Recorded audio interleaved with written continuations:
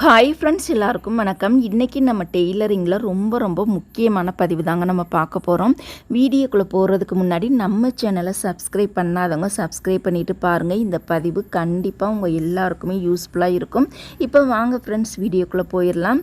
ஒரு 4-5 நாளைக்கு முன்னாடி பார்த்தீங்கன்னா நான் ஒரு ஊருக்கு நான் போயிருந்தேன். போன இடத்துல பார்த்தீங்கன்னா ஒரு சகோதரி எங்கள் உறவினர் வீட்டில் பேசிகிட்டு இருந்தாங்க. அந்த சகோதரி பார்த்தீங்கன்னா டெய்லராக இருந்துட்டு இப்போ கொஞ்சம் ஏஜ் ஆகவுமே அந்த டெய்லரிங் தொழிலை விட்டுட்டாங்க. வெளியில் யாருக்குமே தச்சு கொடுக்கறது கிடையாது.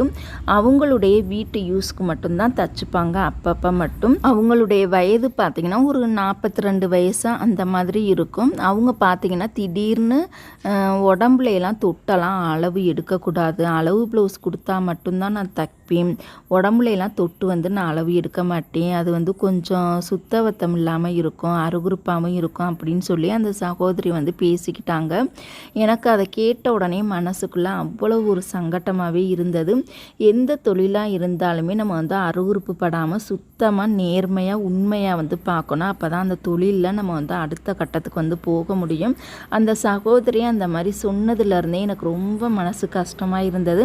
சரி, இந்த பதிவை நம்ம உங்களுக்கு ஷேர் பண்ணணும் அப்படிங்கிறதுக்காக தான் இந்த பதிவை நான் அவங்கள்ட்ட இப்போ ஷேர் பண்ணி, தயவு செய்து அளவு ப்ளவுஸை மட்டும் தைக்கக்கூடிய நபராக இருந்தீங்க அப்படின்னா கண்டிப்பாக நீங்கள் அவாய்ட் பண்ணிடுங்க. இப்போ நிறையா பேருக்கு அளவு ப்ளவுஸ் சரியில்லாமல் இருக்கும். இல்லை ஒருவேளை அவங்க புதுசாக ப்ளவுஸ் போடக்கூடிய நபராக கூட இருக்கலாம். அப்படி உள்ளவங்களுக்கு நம்ம உடம்புல தொட்டு அளவெடுக்கிறதுல எந்த தப்புமே கிடையாது, ஓகேங்களா? இதில் அருவருப்பு படுறதுக்கு எந்த ஒரு தவறுமே கிடையாது. கண்டிப்பாக நீங்கள் இந்த மாதிரி பேசுகிறதெல்லாம் அவாய்ட் பண்ணிடுங்க. நம்ம உடம்புல தொட்டு அளவெடுக்கிறோம் அப்படின்னா நம்ம போய் ரொம்ப டீப்பாக தொட்டெல்லாம் அளவெடுக்க தேவையில்லை. லைட்டாக நம்ம விரல் பகுதி மட்டும் லேசாக நம்ம லைட்டாக தொட்டாலே போதுமானது. இப்போ நானும் எவ்வளவோ கஸ்டமருக்கெலாம் நான் அளவு எடுத்திருக்கேன். என்னோடய கைப்பகுதி அவங்க உடம்புல டச் ஆனதே கிடையாது. என்னுடைய விரல் பகுதி மட்டும்தான் லேசாக அவங்க உடம்புல டச் ஆகும். மற்றபடி நான் அவங்கள அழுத்தி பிடிக்கவும் மாட்டேன், ரொம்ப டீப்பாகலாம் தொட்டு அளவெடுக்கவும் மாட்டேன். நான் அளவெடுக்கிறத கண்டிப்பாக ஒரு வீடியோ உங்களுக்கு அடுத்தடுத்த வீடியோக்களை கண்டிப்பாக அப்லோடு பண்ணுறேன். உடம்புல எப்படி அளவு எடுக்கணுங்கிறத நான் அடுத்தடுத்த வீடியோக்களில் கண்டிப்பாக உங்களுக்காக நான் அப்லோடு பண்ணுறேன். இதில் தொட்டு அளவெடுக்கிறதுல எந்த ஒரு தவறுமே கிடையாது, ஓகேங்களா? கண்டிப்பாக நீங்கள் இந்த மாதிரி நினச்சிங்க அப்படின்னா இந்த மாதிரி விஷயத்தையெல்லாம் அவாய்ட் பண்ணிடுங்க. நம்ம எந்த தொழிலாக இருந்தாலுமே அந்த தொழிலை மதிக்கணும், ஓகேங்களா? நம்ம பெண்களுக்கு பெண்களாகவே இருந்துட்டு இப்படி அருவருப்பு படக்கூடாது, ஓகேங்களா?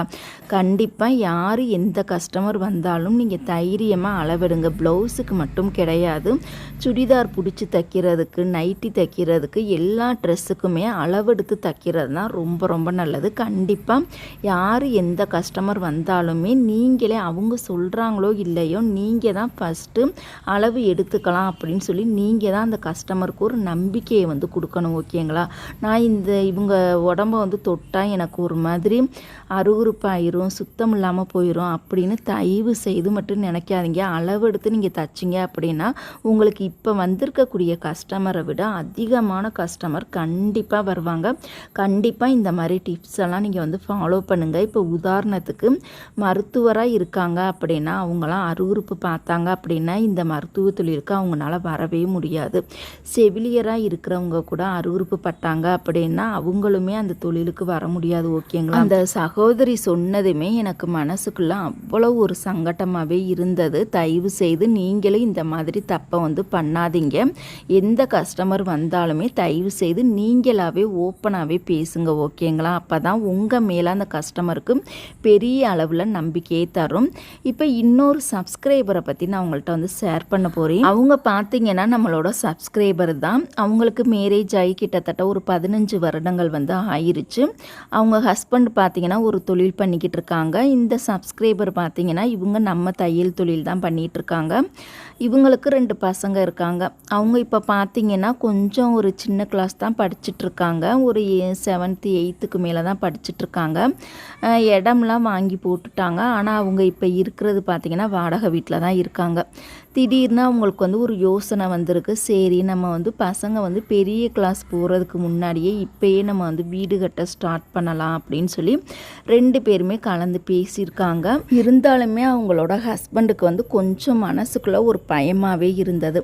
லோன் போட்டு நம்ம வீடு கட்டணும் அப்படின்னா இத்தனை வருஷத்துக்கு நம்மளால் கட்ட முடியாதே. ஒரு பக்கம் வீடு கட்டணும்னு ஆசையாகவும் இருக்குது, இன்னொரு பக்கம் லோன் வந்து கட்ட முடியாதா அப்படிங்கிற ஒரு பயமும் இருந்தது. அந்த பயத்தை வந்து நம்ம சப்ஸ்கிரைபர் தான் பேசி அந்த அவங்களுடைய ஹஸ்பண்டுக்கு வந்து புரிய வச்சுருக்காங்க.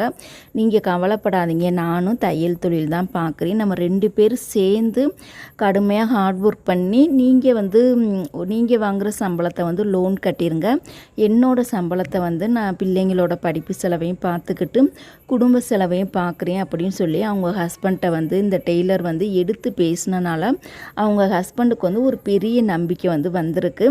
இப்போ அவங்க வந்து ஒரு தையக்கடையும் இப்போ தான் வந்து ஸ்டார்ட் பண்ணியிருக்காங்க. இப்போ டெய்லரிங் கடை ஓப்பன் பண்ணி கிட்டத்தட்ட ஒரு 4 நாட்கள் அல்லது 5 நாட்கள் தான் ஆகுது. புதுசுங்கிறனால அவ்வளோக்கா பெருசாக ஒன்றும் கஸ்டமரும் அவங்களுக்கு வந்து கிடையாது. அவங்கக்கிட்ட வரக்கூடிய ரெகுலர் கஸ்டமர் தான் வர்றாங்க. ஓகேங்களா, இந்த படிப்பு செலவு வீட்டு செலவு எல்லாத்தையுமே பார்க்கணும் அப்படின்னா நம்ம வந்து நிறையா கஸ்டமருக்கு தைக்கணும். ஓகேங்களா, ரெகுலர் கஸ்டமருக்கு மட்டும் தைக்கிற மாதிரி வச்சுக்கக்கூடாது, எல்லா கஸ்டமருக்குமே தைக்கிற மாதிரி இருந்தால் தான் நம்மளால் அந்த லோனை கட்டி முடிக்கிற வரைக்கும் நம்ம பசங்களோட படிப்பு செலவு குடும்ப செலவு எல்லா செலவையுமே பார்க்க முடியும். அதனால் நானுமே அந்த சப்ஸ்கிரைபர் டே தொழில் நல்லபடியாக வளர்ச்சி அடையணும், நிறையா கஸ்டமர் வரணும், தைக்கிறதுக்கு நிறையா துணிகள் வரணும் அப்படின்னு சொல்லிட்டு நானுமே கடவுள்கிட்ட நல்லா வந்து பிரார்த்தனை பண்ணிக்கிறேன். நீங்களுமே அந்த சப்ஸ்கிரைபர் நல்ல நிலைமைக்கு வரணும், நல்லா தொழிலில் வந்து வளர்ச்சி அடையணும், நிறையா சப்ஸ்கிரைபர் வரணும், நிறையா துணிகள் வரணும், சீக்கிரத்துலேயே அவங்க வந்து வீடெல்லாம் கட்டி முடிச்சிடணும், லோனெல்லாம் அடைச்சி முடிச்சிடணும் அப்படின்னு சொல்லிட்டு நீங்களுமே நல்லா வந்து அந்த சப்ஸ்கிரைபருக்காக நீங்களுமே கடவுள்கிட்ட நல்லா வந்து பிரார்த்தனை பண்ணிக்கங்க. நம்ம எல்லாருமே சேர்ந்து அந்த சப்ஸ்கிரைபருக்காக நல்லா வந்து கடவுள்கிட்ட வந்து பிரார்த்தனை பண்ணிக்கலாம்.